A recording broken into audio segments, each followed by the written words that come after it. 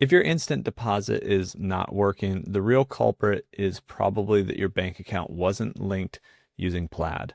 That's like the one requirement for instant transfers on Robinhood.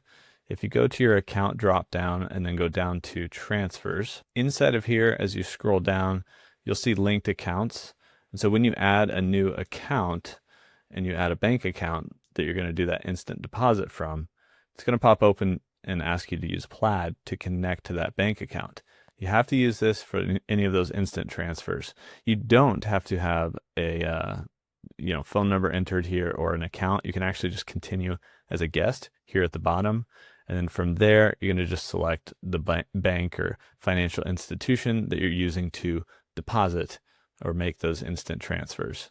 If you were to click this X and then say yes, exit, it might pop open with entering your account information. Robinhood may have changed this flow over the years to where you could have entered this in instead of using Plaid back in the day. And if that account is linked, only entering account information, you won't be able to do those instant transfers.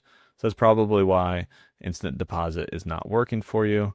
And that's how you can fix it. You could just relink or unlink an account and link it again using Plaid so that when you go to transfer any money and you're depositing money from a certain bank account, as we review that transfer and click transfer, now here's one of those windows that would pop up, basically saying that instant deposit is available. There's two different windows that can pop up when you're doing transfers, and you would just like continue. And here it's basically kind of trying to sell you Robinhood Gold. You don't have to do that. You just continue with the 0%.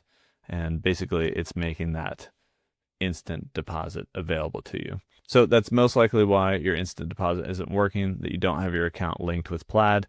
So you'll just have to go fix that, and then instant deposit will show up when you're ever making those transfers. That's how you can find instant deposit and make it work here on Robinhood.